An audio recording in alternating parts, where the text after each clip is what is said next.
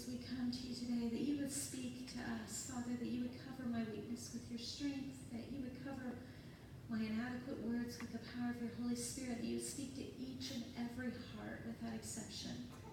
What you have for each one of us to hear. May your Holy Spirit, Lord, move freely in this place. Father, I pray for your strong anointing this morning, Father, and for our hearts to be changed in a way that they need to be changed, Father, for there to be encouragement, for there to be strengthening, for there to be admonishment, for there to be whatever we need. Father, you know that. We love you and we praise you in Jesus' name. Amen. Well, I prepared a whole sermon on salt and light, and then the Lord said that wasn't the right one. So at some point we may have a salt and light sermon, but it's not this morning. So yesterday that all changed, and we're going to go to 1 Chronicles in the Old Testament, and we're going to look at kind of an obscure person that you don't hear a lot about, Adonijah. He is one of David's sons. It's 1 Chronicles chapter 1. And we're going to look at his actions and his life. I'm sorry, 1 Chronicles chapter 3, verses 1.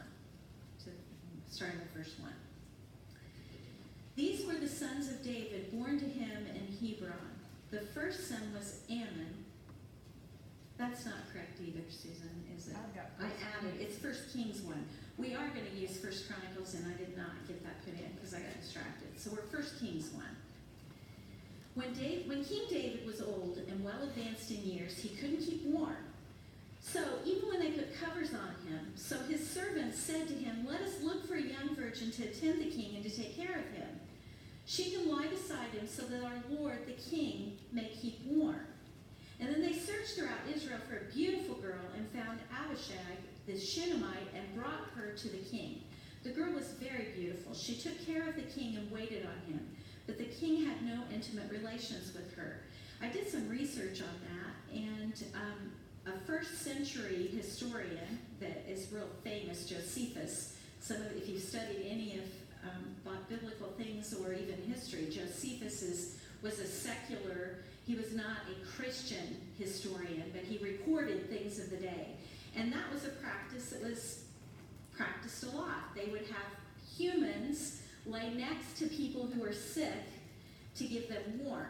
That was kind of their present-day heating pad. That's what you would use. You would use an actual human. And a Greek physician, Galen, who was in the 2nd century, also reported that same practice of people lying next to one who was sick to give them warmth.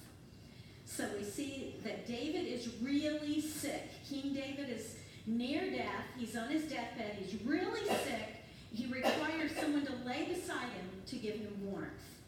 Verse 5, now Adonijah, whose mother was Haggith, put himself forward. He's one of David's sons. David had a lot. I will be king. So he got chariots and horses ready with 50 men to run ahead of him. That is exactly what his brother had done before him, who tried to be king. And we're going to talk about him in a minute. Verse 6, his father had never interfered with him by asking, "Why do you behave as you do?" He was also very handsome and was born next to Absalom. Now we're going to hang out there just for a minute on that verse.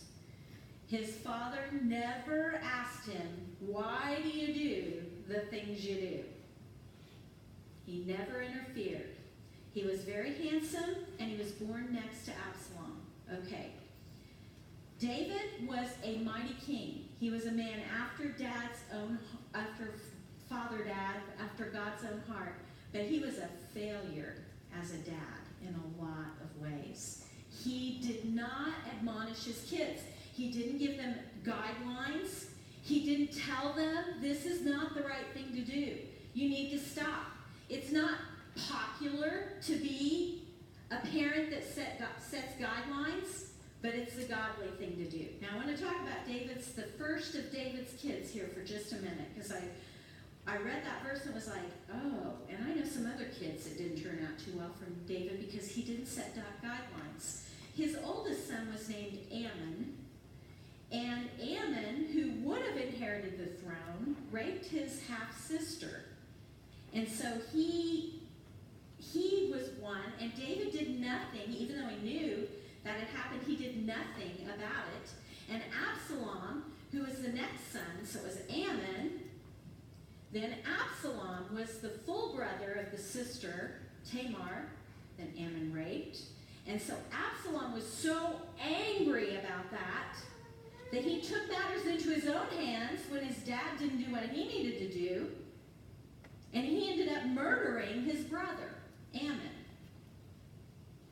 Absalom then gets kicked out of the kingdom. David's angry with him because he's killed his brother. And then Absalom festers this anger, and he goes back and tries to take over the throne from David. This is son number 2. Son 1 now is dead. Son 2, anger, tries to take over the throne from David, gets his whole following, almost succeeds, but doesn't. Ends up being caught, his hair, he was beautiful as well. His hair gets caught in the tree, and David's head warrior in charge of the army kills Absalom, and David mourns over his loss. So that was son number 2. Son number 3 was named Daniel, and he was by the wife Abigail. If you know the story of Abigail and Nabal, you may not, it's not important today. He's not mentioned other than his name, and so I'm like, why is there no mention of Daniel in all of this? So I did some research, and most Bible scholars think that Daniel died at a really young age, is why he's not mentioned in Scripture. So Daniel is not mentioned, Daniel, David's son, by Abigail. And then we get Adonijah. He's number 4. But remember, at this point, the first 2 are already dead, and the third one probably died at a young age. So he sees himself as, hey, I get to be king. My 3 older brothers are gone. They messed up. And my dad's really sick. He probably doesn't know a lot about what's going on. And he never tells us no anyway. We know he didn't tell Adonijah no because it says in verse 6, his father had never interfered with him by saying, why do you behave as you do? He was also very handsome. There's a reason that's in Scripture. And was born next after Absalom. So he decides to take matters into his own hands. He's going to become king. He's decided, I deserve to be king. I'm going to just step into what is already right. It's already rightfully mine. And just like the prodigal son that wanted his inheritance before his father's death, Adonijah decided, I'm going to get what's rightfully mine. I'm going to be king. I will be king, he said. Verse 7. Adonijah conferred with Joab, the son of Zeruiah, and with Abiathar, the priest, and they gave him their support. Now, Joab has a long history. I may do a message on Joab, because when I started studying him, there's so much about him. He was faithful to David for 40 years. He was his chief general. And there's a lot of stuff with Joab. I don't have time to go into, but it's really interesting, all the things with Joab. And so Adonijah then goes and gets this faithful general of King David and says, hey, come on, I'm going to be king. You know, I'm next in line. Come on. And then he goes and he gets a priest, and he says, hey, I'm going to be king. Come on. And he gets the people around him that are going to say, you're doing the right thing. Yeah, I mean, look, your older brothers are gone. Of course, you're going to be king anyway. Sure, your dad's sick. He can't really take care of the things of the kingdom right now. Look, he has to have someone keep him warm. And so Adonijah got all these people saying, sure, that's the right thing to do. Boy, isn't that what we do when we fall into sin? Isn't that what we do? We go to the people who will say, sure, You're right in doing that. Of course that's the right thing to do. Don't we love to get surrounded by the people that don't hold us accountable? Amen. We do it. We know we do. We want to talk about this person, and we know that that person's not going to agree, so we don't talk to them about the things that this person's doing that are aggravating us, because we know they won't agree, right? So we go to this person that we know will agree with us, and we talk to them. And that's what Adonijah did. Now let's go on. But, verse 8, but Zadok the priest, Benaniah son of Jehoiada, Nathan the prophet, Shemiah and Ray and David's special guard did not join Adonijah. So they got word of what was going on, and they said, we're not doing it. We're not going to go along with things that are not of the Lord. Do you think it was risky for them to not go along with Adonijah? It absolutely was. Because right at that moment, it looked like he was going to be the next king. And what's going to happen to them when he becomes king, when they said, we're not doing it? Does it take a risk to do the right thing? Yes. It does. You have to be willing to stand alone sometimes to do the right thing. And sometimes you have to say, I can't do that to people that you may care about or love. I can't do that. That's not the right thing. I can't buy into that. I can't support you in that.